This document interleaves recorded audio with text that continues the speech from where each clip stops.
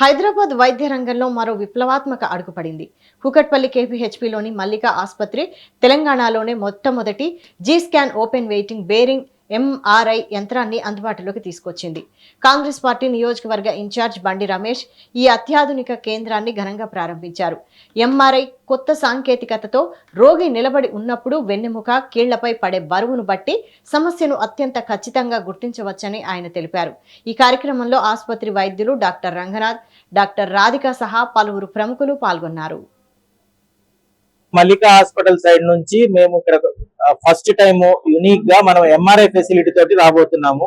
ఈ MRI facility ఏంటంటే మనకి స్టాండింగ్ ఎంఆర్ఐ, అంటే మనిషి నిలబడి కూడా మనం ఎంఆర్ఐ చేసుకోవడానికి అవకాశం ఉంది. ప్లస్ ఈ ఎంఆర్ఐ తోటి మనకి ఎటువంటి భయం గాని, డార్క్ రూమ్ ఫోబియా అని ఉంటుంది ఎంఆర్ఐలో. ప్రతి వాళ్ళు భయపడేది ఎంఆర్ఐకి సంబంధించి డార్క్ రూమ్. ఆ డార్క్ రూమ్ ఫోబియా అనేది ఏమీ ఉండదు.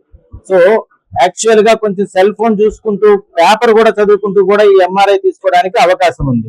అభివృద్ధి చెందుతున్న గ్లోబల్ సిటీగా రూపుదిద్దుకుంటున్న హైదరాబాద్ మహానగరంలో ఇవాళ మెడికల్ ఫెసిలిటీ అనేది చాలా బ్రహ్మాండంగా అభివృద్ధి చెందింది.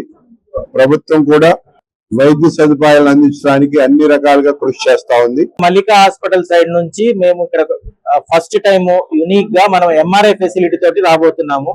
ఈ ఎంఆర్ఐ ఫెసిలిటీ ఏంటంటే మనకి స్టాండింగ్ ఎంఆర్ఐ, అంటే మనిషి నిలబడి కూడా మనం ఎంఆర్ఐ చేసుకోవడానికి అవకాశం ఉంది.